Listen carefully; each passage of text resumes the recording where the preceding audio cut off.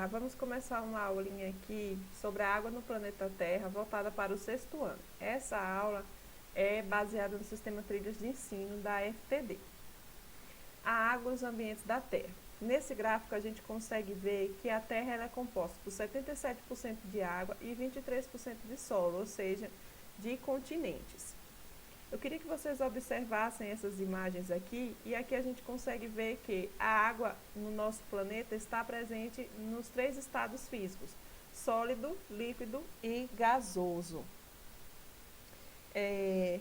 Como a gente pode perceber nessas imagens e no gráfico que a gente viu no slide passado, o planeta Terra apresenta a maior parte de sua superfície coberta por água. Além disso, uma das diferenças da Terra em relação aos outros planetas do Sistema Solar é que ela possui condições para a existência de água nos 3 estados físicos, como a gente viu nessas imagens, né? Sólido, líquido e gasoso. A presença de água no estado líquido é uma das condições essenciais para a existência de vida na Terra. Podemos observar a água no estado líquido em diversos ambientes da Terra, como rios, lagos, mares e oceanos, bem como em diversas situações do nosso cotidiano. Já a água no estado sólido pode ser observada geralmente em ambientes onde predominam baixas temperaturas. As geleiras, a neve, os icebergs, as calotas polares são exemplos de água que estão no estado sólido. No nosso dia a dia, nem sempre notamos a presença de água no estado gasoso, nos ambientes em que a gente frequenta, mas ela está presente na atmosfera terrestre em proporções variáveis. É a quantidade de vapor d'água existente na atmosfera que determina a umidade de ar, né? Por exemplo, apesar da grande quantidade de água existente na Terra, somente uma pequena parte dela pode ser utilizada pelo ser humano. Aí vamos ver aqui nesse gráficozinho. Se considerarmos que 100 partes de água do planeta, apenas 2,5 delas vai ser encontradas em rios, lagos, lagoas, geleiras, chuvas na atmosfera terrestre e em reservas de água subterrânea. O restante está presente em quê? Em mares e oceanos, ou seja, seria essa água salgada. E aí a gente observa então que a maior parte da água, né, dessa água, ela está presente aonde? Nos mares e oceanos, que são considerados aquela água salgada, né? A água salgada, que tem 35 gramas por litro. E aí ela é imprópria para o ser humano, está presente aí nos mares e oceanos. Já a água que é considerada doce, que tem 0,5 gramas por litro, vai ser aí os lagos, as lagoas, as geleiras, os rios, as chuvas e presente na atmosfera. E aí a água dos rios, quando a gente trata, né, quando passa pela estação de tratamento de água, ela vai se tornar potável para o nosso consumo. A distribuição de água doce na Terra, né, no planeta Terra. Daquela água doce que a gente viu, que está ali, depois que passar pela estação de tratamento, pode ser próprio para o nosso consumo, é de 2,5%, né? E aí desses 2,5%, digamos assim, que seria o nosso 100%, 68,9% está congelada. Estão nas calotas polares e nas geleiras, tá? Então, quase 70% aqui está congelada. E a da água líquida que a gente pode consumir aí, depois que passar pelo tratamento, tem água subterrânea 29,9%, outros reservatórios 0,9% e rios e lagos 0,3%. Então a gente consegue observar aí, né, que a quantidade de água doce na Terra ela é reduzida quando comparada à quantidade de água salgada. Além disso, em torno de 68,9% dessa água doce está em geleiras e subsolos congelados e coberturas permanentes de gelo, ou seja, não está disponível para o consumo nosso, né, o consumo humano. Além do que do que a gente falou aqui, outros fatores ajudam a reduzir ainda mais a quantidade de água disponível ao consumo humano. Entre esses fatores, a gente pode citar o quê? A poluição, né, da água e o desperdício de água, o consumo não consciente da nossa água, tá? Aí eu quero trazer aqui que o ser humano e os seres vivos, né, falando dos seres vivos no geral, eles são muito inteligentes. Então tem a adaptação desses seres vivos à escassez de água. Esse tipo de planta aqui é bem conhecido na minha região. Eu sou do sertão da Bahia, né? E aqui tem um cacto. Esse cacto é um ser vivo que ele se adaptou a momentos, a grandes períodos sem água. Ou seja, o que é que ele faz? Ele armazena água para passar esses períodos, esses grandes períodos de seca aí, certo? Vamos ver a composição da água. A água, ela está presente em diversas situações no nosso dia a dia, né? Ao longo da história, diversos estudiosos e cientistas se empenharam a estudar esse componente do ambiente. O filósofo grego Empédocles, por volta de 490 a.C. e 430 a.C., por exemplo, afirmou que tudo o que existe e ocupa lugar no espaço é composto pelos 4 elementos principais: água, fogo, ar e a terra, e as suas combinações. E aí eu faço uma pergunta para vocês: seria mesmo a água um componente fundamental? Ao longo do tempo, alguns experimentos científicos permitiram conhecer a composição da água, questionando as afirmações de Empédocles. O físico inglês Henry Cavendish percebeu que durante uma reação entre o gás oxigênio e o gás hidrogênio ocorria a produção de umidade. Ao repetir os experimentos feitos por Cavendish, o químico francês Antoine Laurent Lavoisier relacionou a presença de umidade com a formação de água, ou seja, percebeu que a água era formada pela combinação de gás de oxigênio e gás de hidrogênio. Apesar de conhecer a composição da água, Lavoisier não conseguiu determinar a proporção em que os gases se combinavam para formar a molécula de água. Foi somente no século XIX que o cientista francês Joseph Louis descobriu que a molécula de água é composta por 2 átomos de hidrogênio e um átomo de oxigênio. A gente está vendo aqui, né? Um átomo de oxigênio e 2 de hidrogênio. Aí a gente conhece muito, tem uma marca aí de uma água gaseificada, que na verdade é um tipo de refrigerante, que é o H2O. Né? Quando foi lançado, teve aquele comercial tal, do H2O, né? Que é para dizer que era uma água gaseificada. Na verdade, é um refrigerante pela quantidade de açúcar que tem. Mas lá nesse comercial a gente já conseguia ver aí a composição da molécula de água, que é H2, ou seja, 2 moléculas de hidrogênio e O, uma molécula de oxigênio. A água e os seus estados físicos. Nós sabemos que existem 3 estados físicos da água, assim, que a gente estuda, né? Que é o estado sólido, a representação do estado sólido, aqui é a representação das moléculas no estado sólido. Por quê? Porque o estado sólido, a água ela vai ter forma e volume bem definidos. E aí essas moléculas, elas não se espalham, elas estão juntas, elas ficam uma perto da outra, tem uma interação muito grande entre si. E elas não se espalham, tá? E aí essa água no estado sólido vai estar quando a temperatura estiver de 0 graus para baixo.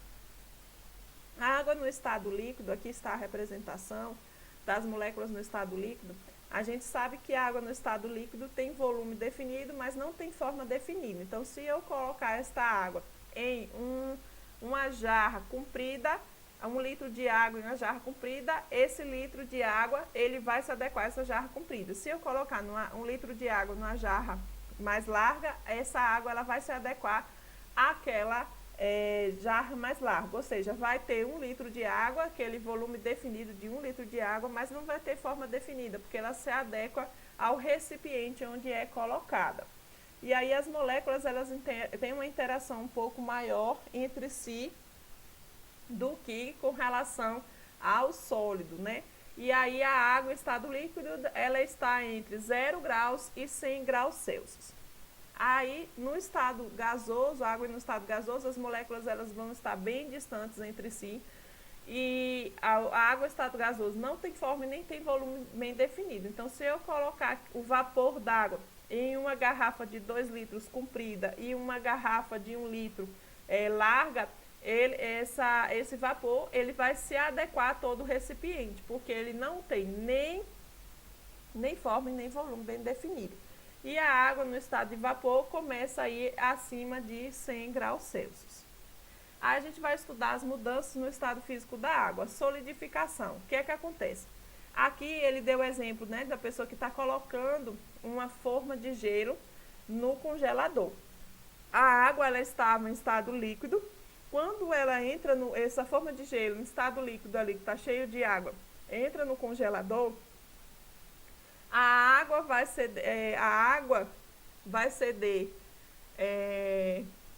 ceder temperatura para o congelador e o congelador vai ceder temperatura para a água, porque quando tem um contato entre dois corpos em um ambiente, ocorre a termorregulação, ou seja, essa temperatura ela vai se adequar entre esses dois corpos até chegar a uma temperatura comum entre eles. E aí o que é que acontece? Um vai ceder calor para o outro, a água vai ceder calor para o congelador para a água. E aí começa, né, quando chegar a 0 graus Celsius, vai começar a água a passar do estado líquido para o estado sólido. Aqui tem uma comparação aqui, ó, variação da temperatura da água durante a solidificação.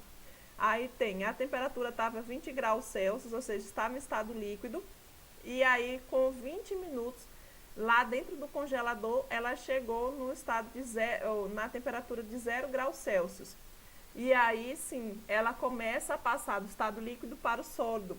E quando está nesse processo de transformação do estado líquido para o sólido, a temperatura ela continua constante, então continua a 0 graus Celsius. E aqui mostra que demorou 10 minutos, né, de 20 a 30 minutos, ou seja, 10 minutos, para que essa água que estava no estado líquido fique totalmente congelada. E aí depois começa a despencar aqui, né, essa temperatura para menos 10 graus Celsius, porque já vai estar no estado sólido. Fusão. O gelo derretendo aí, né, um exemplo do gelo derretendo na pia. Digamos que o gelo caiu da forma e foi para a pia ali. Aí vai ter a mesma coisa da termorregulação. Um vai ceder calor para o outro para que os dois cheguem a uma temperatura constante. Então o gelo vai ceder calor para a pia e a pia para o gelo para que haja aí essa termorregulação. E aqui tem a variação. O gelo estava a menos 10 graus Celsius, com 5 minutos ele chegou a 0 graus Celsius, que aí vai ser o ponto de fusão, né? O ponto de fusão vai ser 0 graus Celsius aqui. E quando está nessa transformação do estado sólido para o estado líquido, essa temperatura ela vai continuar constante, de 0 graus Celsius. Então aqui, com 5 minutos, chegou a 0 graus Celsius, passou aí 10 minutos nesse mesmo 0 graus Celsius e foi todo derretido esse gelo. E aí, depois de 15 minutos, começou a aumentar a temperatura e foi aí por volta de entre 5 a 10 graus Celsius. Então, o ponto de fusão vai ser 0 graus, assim como o ponto de solidificação também vai ser 0 graus Celsius, certo? Então, tanto o ponto de solidificação quanto o ponto de fusão é 0 graus Celsius. Então, tanto para sair do estado líquido para o sólido, quanto do estado sólido para o líquido, vai ser a mesma temperatura. A intensificação do efeito estufa, aí a gente vai falar de quê? Que com a poluição, né, com o desmatamento, a poluição, todos esses processos que o ser humano tem feito para prejudicar o nosso planeta, traz grandes consequências para o planeta em si, né? Nós temos as calotas polares e tudo mais, e com essa intensificação do efeito estufa, as temperaturas elas têm aumentado, e aí essas calotas polares, essas camadas de gelo, elas têm derretido. E aí aqui está mostrando o urso polar, que eles precisam, né, dessas plataformas para caçar. E com o derretimento desses blocos, os ursos polares têm dificuldade de obter seu alimento, prejudicando a sobrevivência deles. Fora que quando quando houver um grande derretimento das calotas polares, né, dessas camadas de gelo do planeta, as nossas faixas litorais, né, litorâneas aí, elas vão ser inundadas. Então aí essas cidades litorâneas elas vão sumir, né, pela água aí que vai aumentar o nível dessa água. Vaporização. A vaporização é o quê? É o processo de mudança do estado líquido para o estado gasoso. Existem dois tipos de vaporização, a ebulição e a evaporação. A ebulição, o que aconteceu? Essa pessoa aqui pegou essa água, que estava no estado líquido, estava de 0 a 100 graus Celsius, né, no estado líquido, e colocou no fogo. O que aconteceu? O fogo cedeu calor para a panela cedeu calor para a água, que começou a esquentar e a ferver. Essas bolhas aqui o que? São essas moléculas de água que elas estão querendo se desprender do estado líquido para o estado gasoso.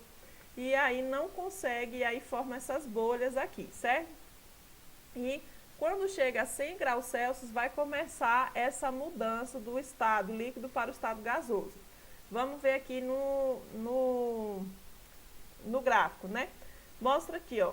Estava a temperatura 90 graus Celsius, o estado líquido, com 10 minutos chegou a 100 graus Celsius, ou seja, começou a passar do estado líquido para o estado gasoso. Quando está nesse processo de transformação do estado líquido para o gasoso, a temperatura ela se torna constante. Com 10 minutos, digamos que teve aí uma mudança grande do estado líquido para o estado gasoso. E aí depois a água, no estado gasoso, ela continua recebendo calor e vai aumentando ainda mais a temperatura, fica entre 5 e 110 graus Celsius. Então, aqui é o processo de ebulição da água, tá? Quando chega a 100 graus Celsius, vai começar a passar do estado líquido para o estado gasoso. Então, vai ser o ponto de ebulição 100 graus Celsius. No caso daqui, da ebulição, ela é caracterizada pelo quê? Porque o calor, ele vai exercer calor aqui, essa temperatura, em toda a água, em toda a superfície. Então, vai ter esse processo de transformação do estado líquido para o estado gasoso em toda a parte aqui, toda a água dessa panela. Já a evaporação, não. A evaporação é quando a luz do sol ela bate na roupa, a água que está na superfície da roupa é que vai evaporar, é que vai sair do estado líquido para o estado gasoso, certo? E a condensação. A condensação aí já é a mudança do estado gasoso para o estado líquido. Quando a gente está cozinhando alguma panela, né, um arroz, um cuscuz, alguma coisa assim, a gente vê que os vapores d'água, quando começa a diminuir essa temperatura, vai começar a se transformar em gotículas de água, certo? Aí ele colocou esse exemplo aqui. A tampa da panela ela estava fria e a panela aqui estava quente, estava acima de 100 graus Celsius. Quando teve esse contato, vai ter a termorregulação e aí a tampa da panela vai ceder calor para a panela e a panela também para a tampa, e assim vai ter a termorregulação até que essa temperatura abaixou, ficou abaixo de 100 graus Celsius e começou a fazer essa transformação do estado gasoso para o estado líquido, porque o estado líquido está entre 0 e 100 graus Celsius. E agora nós vamos falar do ciclo hidrológico, ou ciclo da água, né? Também pode ser chamado assim. O ciclo hidrológico é quando a água está em constante movimento, tá? Esse ciclo é essencial para a existência de vida na Terra, pois ele auxilia o reabastecimento de diferentes reservatórios de água do planeta, fornece condições para o desenvolvimento dos seres humanos e dos seres vivos também, além de contribuir para a manutenção da temperatura no nosso planeta. Durante o ciclo hidrológico, ocorrem algumas mudanças no estado físico da água. No entanto, mesmo que essas transformações, considera-se que a quantidade total de água na Terra permanece praticamente constante, tá bom? Aqui eu trouxe o exemplo, né, de algumas fases. Por exemplo, a luz do sol aqui, ela bate nos rios, lagos, lagoas e tudo mais, né, nos locais onde tem água. E aí vai esquentar essa água ela vai começar a vaporizar, né? a superfície da água vai começar a vaporizar e esse vapor vai subir lá para a atmosfera. Quando chega lá em cima, as temperaturas de lá são baixas e esse vapor ele vai condensar, ele vai se transformar do estado líquido para o estado ou do estado gasoso para o estado líquido. Vai condensar. E aí esses vapores d'água vão formar gotículas de água. Aí essas gotículas de água, elas vão se juntando umas nas outras, se juntando, vão formando as nuvens, né? Quando tem aqui a condensação, já vão formando as nuvens. E aí quando vai juntando mais gotículas de água umas nas outras, elas vão ficando pesadas e as nuvens vão ficando pesadas e ocorre então a chuva, a descida dessa água aí. E aí essa água ela vai ser infiltrada pelo solo e vai para a parte subterrânea aí, tá bom? Vou falar aqui de uma outra forma sobre o ciclo hidrológico. A ação do calor que vem da luz solar, associada à ação dos ventos, faz que parte da água existente na superfície da Terra evapore, passe do estado líquido para o estado gasoso.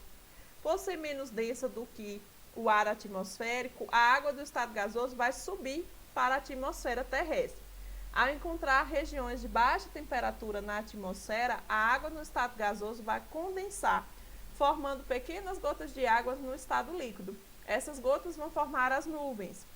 Quando uma grande quantidade de gotículas de água no estado líquido vai se acumulando em uma nuvem, elas tendem a se unir, tornando-se cada vez maiores, até se precipitar em direção à superfície, formando a chuva. Ao retornar à superfície terrestre, a água se distribui por diferentes locais. A água da chuva pode cair diretamente nos lagos, rios, mares e oceanos, ou também sobre o solo, penetrando nele ou escoando para os rios e lagos. A água que penetra no solo é utilizada pelos seres vivos e pode atingir reservatórios subterrâneos. O calor proveniente da luz solar e os ventos fazem que parte da água presente na superfície terrestre evapore novamente, começando todo o ciclo novamente. Então, essa é a aula sobre a água e o ambiente.